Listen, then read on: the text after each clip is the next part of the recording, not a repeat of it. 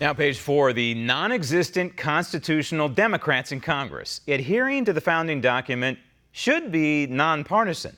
A Democrat could be a constitutionalist just as easy as a Republican. Yet when voting records are examined, frankly, there is no such thing as a pro-Constitution congressional Democrat. In other words, these congressional Democrats in the House are all in the tank for their leader, Nancy Pelosi, who is in the tank for special interest. This would be the Washington, D.C. establishment, which Pelosi is allowing to control the vote instead of represent the will of we the people. And the American people deserve better than this. The American people deserve members of Congress who put both voters and the Constitution first. Take the federal budget.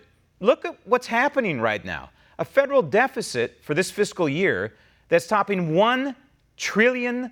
It's astounding. It's outlandish. It's fiscally irresponsible and reprehensible. Yet that's where we are because of Democrat members of Congress who for decades have voted the way Nancy Pelosi tells them to vote.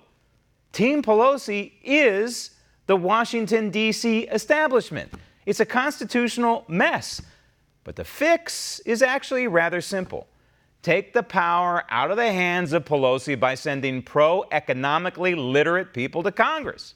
Remove the partisan Democrat incumbents from office. Send people to Washington, D.C. who understand that a $23 trillion national debt and a $220 trillion unfunded liability are not only irresponsible, but if it's not reversed, that debt will doom our children and our children's children to a future of fiscal insolvency. So the solution is quite easy. On November 3rd, 2020, vote for candidates who want to fix a broken Washington, D.C., and then go home, which means a vote against any of these incumbent anti-constitutional Democrats. Case in point, this character from Minnesota, Dean Phillips, the congressman, who is attempting to persuade the voters of the Gopher State that he is somehow looking out for them.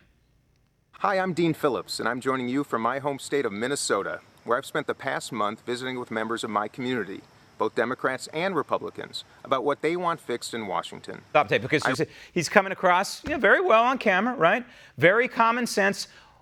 What do people want fixed in Washington, D.C.? Where do we start exactly? I mean, you're looking at the problem when you look at the way this guy has voted. But let's start at the very beginning, shall we?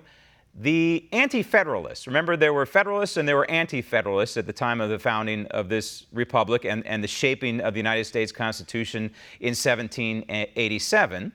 And the anti-federalists, among other things, argued against a strong federal government, a strong central government, for a couple of reasons. Number one, and most importantly, they were worried about a tyrannical government development. Well, you fast forward more than 200 years later, and that's exactly what we got. We have a system that is broken. So, in a sense, the anti-federalists were dead on target, that we have tyranny running rampant in Washington, D.C. right now. The anti-federalists also wanted something instituted in writing in the United States Constitution that did not get in there: term limits. Now, the theory on term limits among the framers of the Constitution, James Madison and company, was that there effectively was term limits every 2 years in Congress, right? There was a vote every 2 years, and there still is a vote every 2 years, and that they thought that the American people were smart enough and engaged enough to get rid of people after 2 years and get somebody else in there. Well, clearly, when you look at somebody like Nancy Pelosi, the system is not working. The system is broken. And that's why anyone who goes to Washington, D.C., who cares about the United States Constitution, cares about the future of this country, cares about fiscal responsibility, should be in favor of putting term limits as a constitutional amendment right there in black and white. So people like Nancy Pelosi can't take over Congress and overstay her welcome or his welcome for decades. These people should have been voted out decades ago, yet they are still there. This is the establishment. This is the problem, because the establishment then runs cover for little lapdogs like this guy from Minnesota, who's doing whatever Nancy Pelosi tells him to do. However she tells him how to vote, this guy's going to vote. And you know what his conservative review Liberty score is? It's a 0. He doesn't even register. Now, he's only been in office for less than 2 years, but that doesn't matter. Want to see more videos like this?